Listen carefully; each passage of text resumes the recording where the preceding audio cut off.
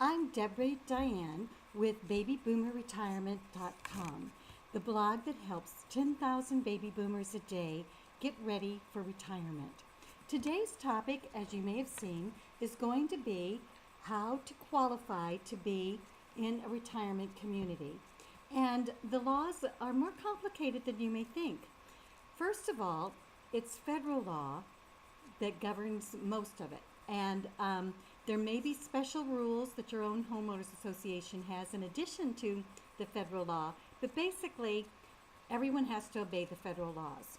Now, a lot of people think that if you want to be in a retirement community, you have to both be 55 or older if you're a couple, and that's not true. Only one of the people has to be 55 or older. The other person can be, if they're married, can be of any age. So if you have that trophy husband or that trophy wife, you can definitely still move into a retirement community, an over 55 age-restricted community, if only one of you is 55. There are some other rules that you need to be aware of. If one person is over 55 and you have a roommate that is 45 or older, you can also do that. So that is one reason why there's so many younger women that live in these communities that look pretty good. So I just wanted to let you know about that. The couple or an individual can also have a live-in caregiver in their home who is an adult, as long as the home has at least 2 bedrooms. That is, of course, if the caregiver stays overnight. In some cases, that caregiver can be your adult child. In any situation, the caregiver has to be approved by your homeowners association. So if it's like someone from a bonded caregiving organization, or if it is your adult child, you still have to get approval from the homeowners association for that person to be living in the home with you. Another thing that you might want to be aware of is that if you have a mentally or physically disabled adult child over the age of 18, they can live with you, again, subject to the approval of the homeowners association.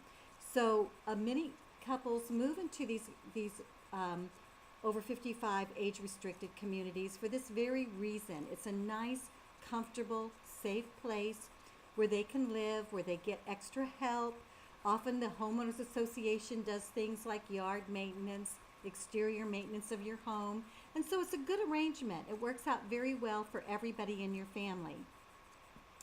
Another issue can be children under the age of 18, or children, that are in their late teens. And this often pertains to children who are going to college. The rule is that children in most over 55 communities can live with you for up to 60 days a year. So if you have a college student who is just going to be with you during their breaks, you can probably manage that just fine, as long as there are no objections from other people. If your student or if your college student is going to be driving their car at breakneck speed up and down the streets of the community, throwing wild parties in your home or condo, making a lot of noise, being a disturbance, they could refuse to let you stay. So you do need to be aware of that before you move into one of these communities. However, in general, legally, you are allowed to have, people under the age of 18 stay with you up to 60 days, but no longer than that. For us, that means that we've had our grandchildren visit during the summer and stay with us. One of our daughters and her kids stayed with us for 6 weeks one time when they were moving from another state to California, and they needed a little time to find an apartment and get settled. So take all of these things into consideration when you decide whether or not you want to move into an over 55 community. You have to decide if this is the right option for you and for your family. It may work out and be just a perfect solution for you, My husband and I have lived in an over 55 age restricted community for the last 10 years.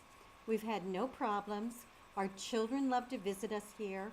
Everyone comments about how quiet and peaceful and pleasant a place it is to live. However, you do have to make sure that this is the right decision for you and your family. If you have any other questions, you might also want to contact the Homeowners Association of the community where you plan to move. This is important because they may have special rules of their own. For example, in order to make sure that people are able to pay their homeowners dues, our Homeowners Association has a financial requirement. You have to show that you have a certain amount of income and a certain amount of assets before you can move into this community, even if you pay cash for your property. So it's not the same as, say, buying a home in a typical neighborhood or subdivision where as long as you qualify for a loan, you can move there. In these age-restricted communities, they can have additional financial requirements, and so it's very important that you check with your realtor and with the Homeowners Association, because to be honest, sometimes realtors don't have all the information.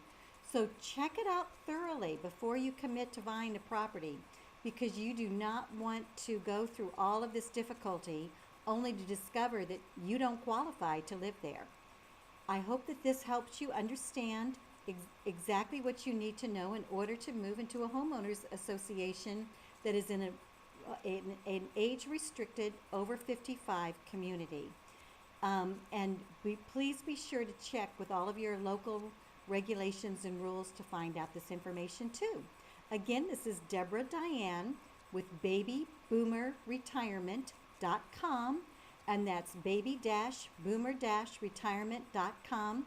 And you're welcome to look up my blog online. There are hundreds of additional articles there that will give you more information about good places to retire, things to consider as you get older. I am gradually putting all these posts online, so making YouTube videos of them, so I hope you'll look for me here too. Thank you. Bye-bye.